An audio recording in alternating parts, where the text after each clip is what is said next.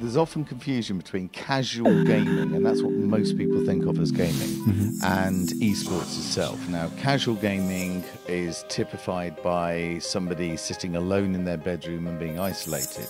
Esports is about working in a team, preferably playing within a league, and it has all the dynamics of any other sport you could think of. So this involves teamwork, it involves management, it involves all those STEM skills that go together to produce live events. And what's more, in a modern world, it's not just live events, it's hybrid events, where you have people in person and people online. Often the online audience is significantly bigger. For instance, the League of Legends Championship had 79 million viewers. So these are massive global audiences, and it's still seen by many people as just gaming as a whole, and it's something that they think their children shouldn't be doing too much of.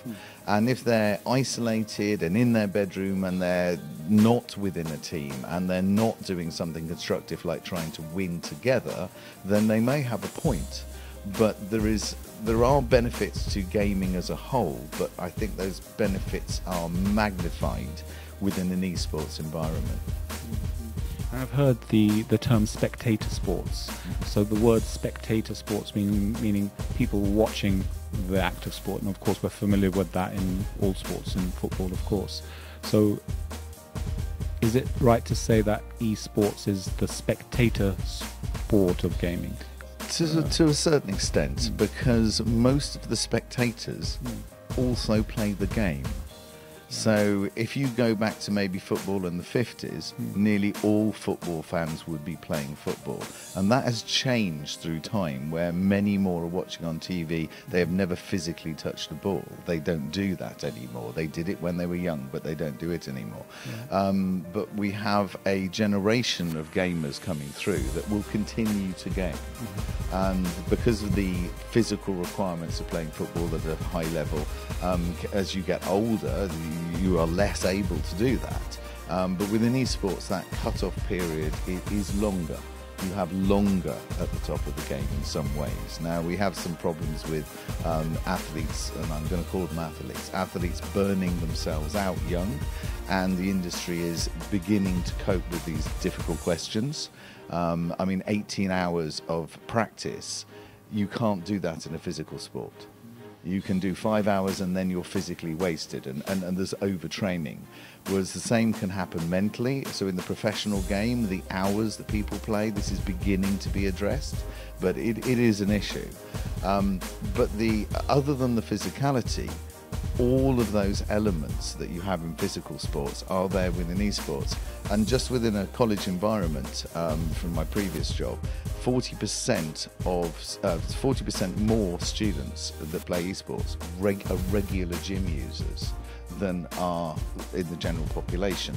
So in the way that, if you look at Lewis Hamilton, right, what's he doing? He's sitting down, waggling his feet and doing this with his arms. We all know that that's not the case. We all know he's at peak physical fitness, he's at peak mental fitness, he has good nutrition, he has a physio, he has all this thrown at. That's exactly the same as professional esports players. So when young people look up to their esport heroes, they want to emulate these things, and that means emulate physical fitness, emulate mental fitness. And especially over the last couple of years with COVID, rather than it being an isolating thing, it's actually, people have now recognized this was how people formed and kept friendships, working together as a team. So it brought young people together. It gave them a lifeline into the world and into maintaining those friendships, which many young people were very isolated, and we are dealing with those issues now within education. There are really big issues of lack of resilience, additional mental health problems. There's a big range of issues we haven't really addressed yet.